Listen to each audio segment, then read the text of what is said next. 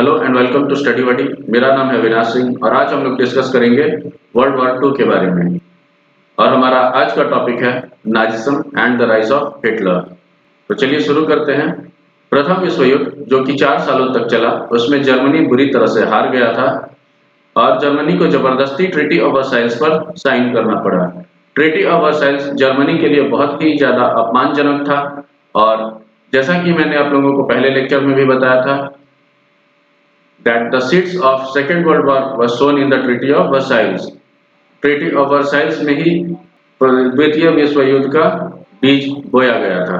Hitler Germany का chancellor 1933 में बना और 1934 में जर्मनी का प्रेसिडेंट बन गया। इसके बाद हिटलर के हाथों में पूरा पावर आ गया और हिटलर ने सबसे पहले सिविल लिबर्टीज को कैंसिल किया, उसके बाद फ्री प्रेस को भी अबॉलिश कर दिया, साथ में ही रेडियो और एजुकेशनल इंस्टीट्यूशंस को भी उसने कंट्रोल करना शुरू कर दिया।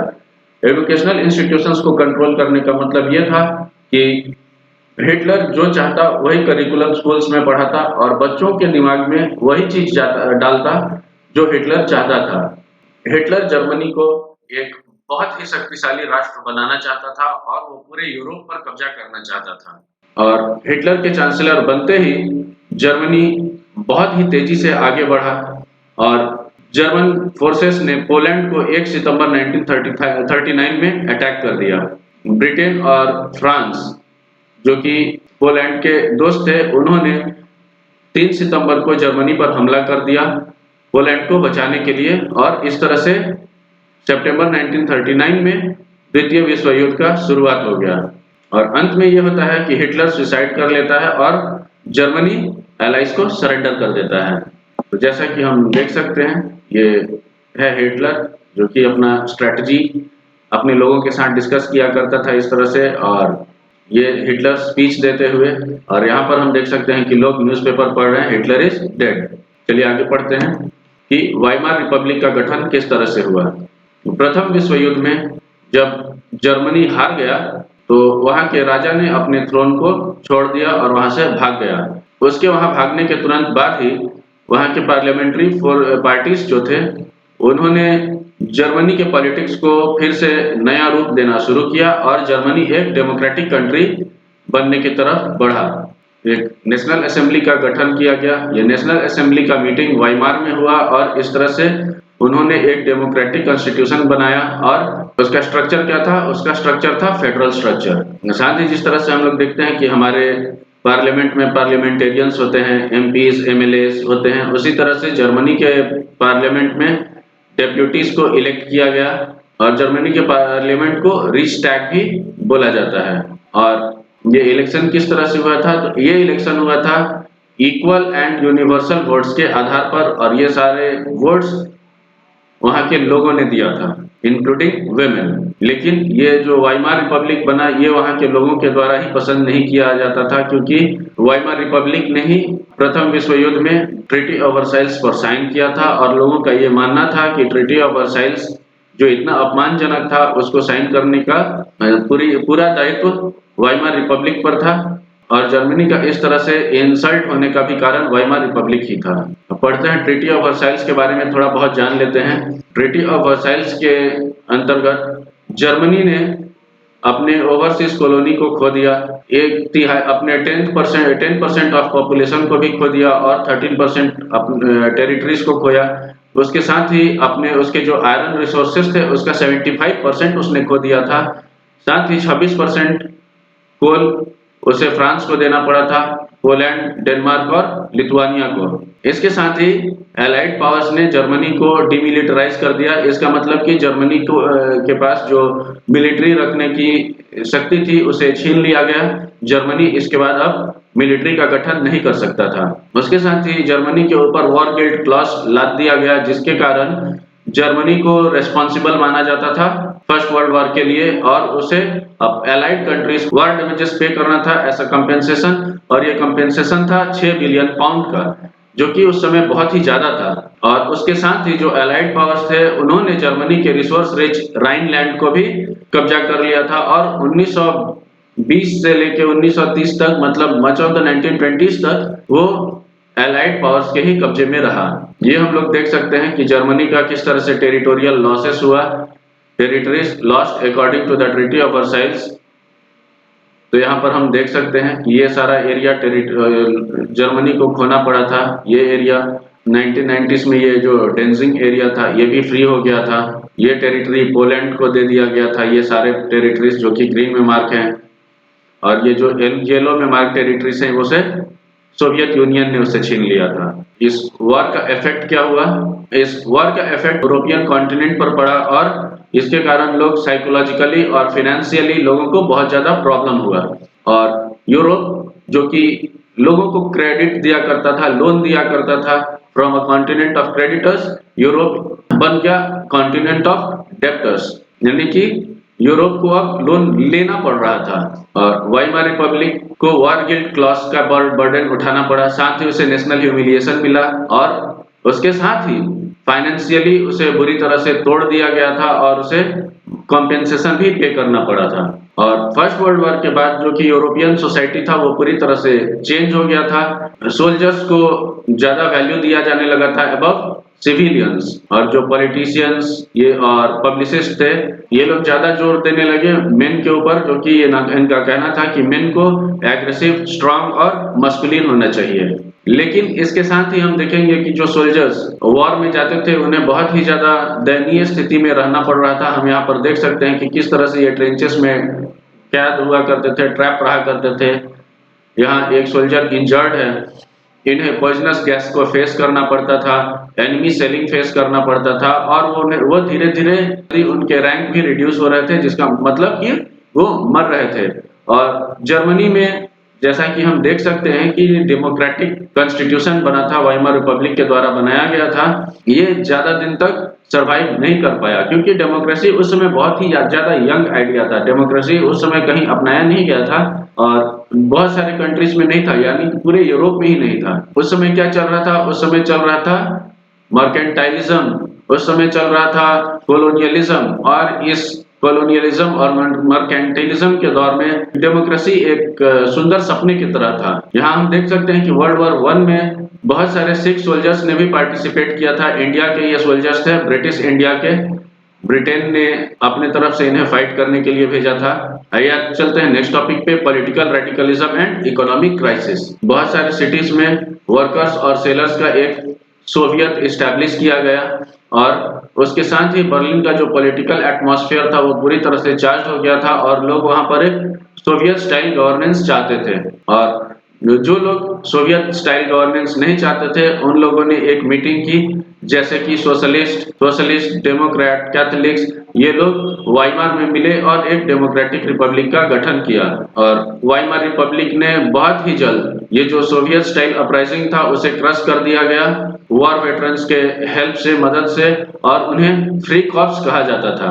और ये जो लोग हार गए थे उन्होंने बहुत ही जल्दी कम्युनिस्ट पार्टी ऑफ जर्मनी का गठन किया और उसके बाद ही सोशलिस्ट और कम्युनिस्ट जानी दुश्मन बन गए एक दूसरे के, और ये हिटलर के अगेंस्ट खड़े नहीं हो पाए। और हम देखेंगे कि जो रेवोल्यूशनरीज और मिलिटेंट नेशनलिस्ट थे वो भी रेडिकल सॉल्यूशंस की खोज में थे। और जर्मनी ने जितने भी लड़ाई लड़ी थी उसमें ज्यादातर समय हम देखेंगे कि जर्मनी ने लोन्स पर वो लड़ाई लड़ी थी, और जो उसने अपने रिपेरेशंस पे किए थे, जो डैमेजेस पे किए थे, वो गोल्ड से पे किए थे।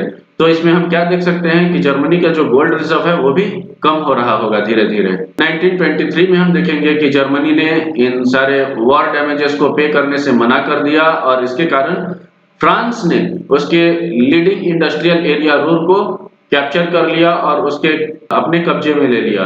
जर्मनी ने भी इसे पैसिव रेसिस्टेंस से रिटेलिएट किया और उसने पेपर करेंसी छापना शुरू कर दिया। और जैसा कि हम लोगों को पता है कि बहुत ज्यादा अगर पेपर करेंसी मार्केट में आएगा तो क्या होगा, लोगों के पास बहुत ज्यादा पैसा हो जाएगा और इन्फ्लेशन आ जाएगा, सामान का दाम बढ़ जाएगा। और जैसे ही ऐसा हुआ तो हम देखेंगे कि जर्मनी का जो मार्क था उसका वैल्यू गिर गया और इससे प्राइसेस ऑफ कमोडिटी भी धीरे धीरे बढ़ने लगा।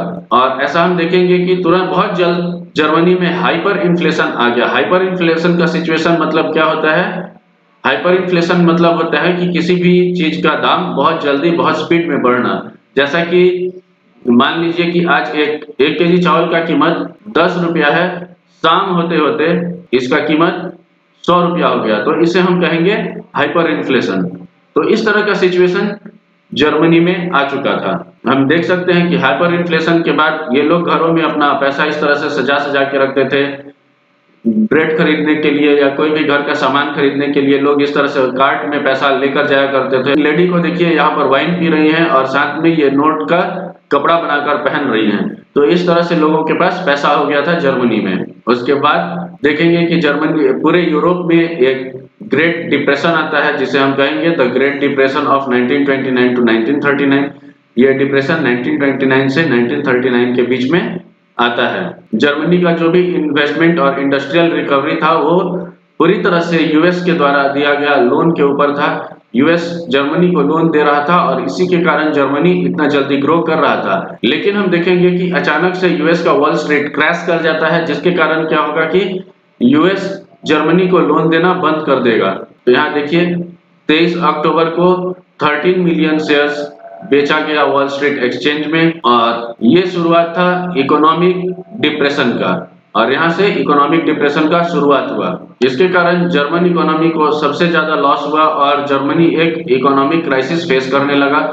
जो वहाँ के वर्कर्स थे उन्होंने अपनी नौकरियां खो दी और या फिर उन्हें कम सैलरीज दिया जाने लगा। जैसा हम अभी देख रहे हैं कि कोरोना के समय में भी बहुत सारे लोगों ने अपनी नौकरियां खो दी और बहुत सारे लोग ऐसे भी हैं जिन्हें हाफ सैलरीज पर काम करना पड़ रहा है। और जैसे ही ये जॉब्स डिसअपियर हो गए तो क्या हुआ कि वहाँ के यूथ जो थे वो क्रिमिनल एक्टिविटीज में लिप्त हो गए और वहाँ के लोगों में निराशा भर गई।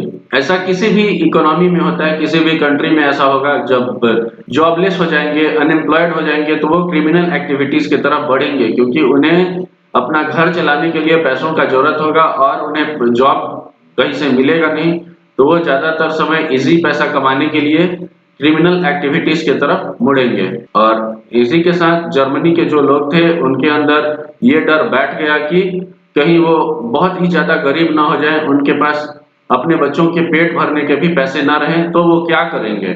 हम देखेंगे कि जर्मनी का जो पीजेंट क्लास था उनके पास भी पैसे नहीं थे और वो अपने बच्चों का पेट भी नहीं भर पा रहे थे। साथ ही पॉलिटिकली देखेंगे कि वाइमार रिपब्लिक भी बहुत ज्यादा कमजोर था, वो नया था और वहाँ का जो कॉन्स्टिट्यूशन था, वाइमार कॉन्स्टिट्यूशन, उसके अंदर भी बहुत सारे इनहेरेंट डिफेक्ट्स थे, जिसके कारण वो वल्नरेबल था और अनस्टेबल था, और इसके कारण वहाँ पर डिक्टेटरशिप के लिए बहुत ही अच्छा समय बन रहा था। इसके साथ हम देखेंगे कि उसके आर्टिकल 48 में जो प्रोपोर्शनल रिप्रेजेंटेशन का क्लॉज था, ये उसका बहुत बड़ा कमी था। हम देख रहे हैं कि यहाँ पर जर्मनी में जब ग्रेट डिप्रेशन आता है तो ये जर्मनी का फोटो है। यहाँ पर हम देख सकते हैं कि एक औरत अपने 4 बच्चों को बेच रही है। 4 children for sale, inquire within. और ये है हमारा वाइमार रिपब्लिक का फ्लैग। ये भी आप देखिए, ये सारे पिक्चर्स आप देख सकते हैं, ये इकोनॉमिक डिप्रेशन का पिक्चर्स है। ये देखिए, why can't you give my dad a job. और यहाँ पर ये जो वाइमार रिपब्लिक के जो पॉलिटिशियंस हैं ये एंजॉय कर रहे हैं। तो लोगों के अंदर ऑब्वियस है कि गुस्सा भरेगा। लोग ये सारे चीजों को देख रहे थे और इस तरह से ये भी एक बहुत बड़ा कारण होगा हिटलर के उदय का, क्योंकि लोग ऐसे पॉलिटिशियंस की खोज में जरूर रहेंगे जो उन्हें ऐसे सिचुएशन से निकाल सके। ये है वाइमार रिपब्लिक का मैप, इसे भी आप लोग देख लीजिएगा वीडियो पॉज करके। The rise of Hitler to power. Hitler का जन्म ऑस्ट्रिया में 1889 में हुआ और उसने अपनी जवानी गरीबी में बिताई। और हम देखेंगे कि फर्स्ट वर्ल्ड वॉर के समय हिटलर जर्मन आर्मी में भर्ती हो जाता है और फ्रंट पे मैसेंजर का काम करता है। हिटलर फर्स्ट वर्ल्ड वॉर में बहुत ही ब्रेवली फाइट करता है, जिसके कारण उसे बहुत सारे ब्रेवरी मेडल्स भी मिलते हैं और उसे प्रमोशन देकर कॉर्पोरल बना दिया जाता है। 1919 में उसने जर्मन वर्कर्स पार्टी को ज्वाइन कर लिया 1919 में, और सब्सिक्वेंटली वो पूरे पार्टी का कंट्रोल अपने हाथों में ले लेता है और उसे national socialist German workers party का नाम दे देता है। बाद में इसी पार्टी को नाजी पार्टी कहा जाने लगा। 1923 में हिटलर ने यह प्लान किया कि बवेरिया पर कब्जा कर लिया जाए। वो बवेरिया पर कब्जा करने के लिए मार्च करता है, लेकिन क्या होता है कि वो हार जाता है और उसे हारने के बाद उसे अरेस्ट करके उसे भी जेल में डाल दिया जाता है, लेकिन बाद में उसे छोड़ भी दिया जाता है। नाजीज को 1930s तक हम देखेंगे कि लोगों का सपोर्ट नहीं मिलता है, लेकिन जैसे ही ग्रेट डिप्रेशन शुरू होता है, ग्रेट डिप्रेशन के समय में नाजिज्म को सपोर्ट मिलने लगता है और ये एक मास मूवमेंट बन जाता है। 1932 में नाजी पार्टी बहुत ही ज़्यादा मेजॉरिटी से जीतती है और इसे 37% वोट्स मिलता है। और इसका कारण क्या था कि हिटलर एक बहुत ही ज़्यादा पावरफुल स्पीकर था। वो अपने ओरेटरी स्किल्स पर लोगों को कन्विंस करने में कामयाब होता है कि वो अच्छे दिन लाएगा। उसका पैशन और उसके वर्ड्स लोगों के दिलों को छू जाते थे और वो लोगों को कहता था कि मैं आप लोगों के सारे प्रॉब्लम्स को सॉल्व कर दूंगा, मैं आप लोगों के लिए अच्छे दिन लाऊंगा। We will make Germany great again. उसने कहा कि जर्मनी को हम एक फिर से स्ट्रांग नेशन बनाएंगे, एम्प्लॉयमेंट लाएंगे, वहां के यूथ को एक सिक्योर फ्यूचर देंगे और जर्मनी के लोगों के खोए हुए आत्मविश्वास, उनके डिग्निटी को भी वापस लौटाएंगे। और यहाँ हम देख सकते हैं कि जर्मनी का हिटलर किस तरह से लोगों से मिल रहा है और जर्मनी में हिटलर का किस तरह से पॉपुलैरिटी बढ़ते जा रहा है। इसके साथ ही हिटलर एक पॉलिटिक्स करने का नया स्टाइल को भी जन्म देता है और वो बहुत सारे बड़े-बड़े रैलीज करना शुरू कर देता है। यहाँ हम देख सकते हैं कि हिटलर किस तरह से लोगों से मिल रहा है और उसे किस तरह से पॉपुलर सपोर्ट मिल रहा है लोगों का।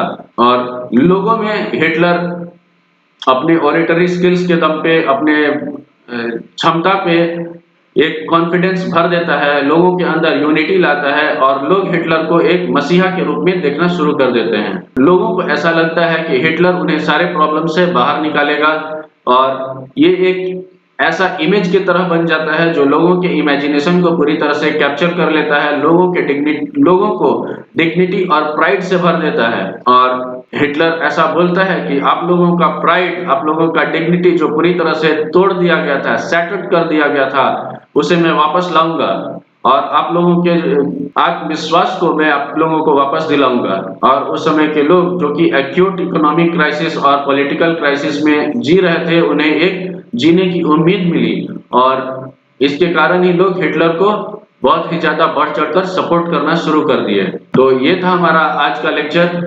मिलते हैं अगले लेक्चर में, तब तक के लिए stay happy, stay safe and keep watching Study Buddy. Next lecture में हम लोग डिस्कस करेंगे डिस्ट्रक्शन ऑफ डेमोक्रेसी, किस तरह से हिटलर पूरी तरह से जर्मनी पर कब्जा करता है और किस तरह से वर्ल्ड वॉर 2 का शुरुआत होता है। अगर आप लोगों को ये लेक्चर अच्छा लगा हो then please like, share and subscribe to the channel. Join our Telegram channel. Telegram channel का लिंक मैंने डिस्क्रिप्शन में दे दिया है। साथ ही आप अदर लेक्चर्स को भी देखिए, जो कि फर्स्ट वर्ल्ड वॉर के लेक्चर्स को भी आप लोग देखिए।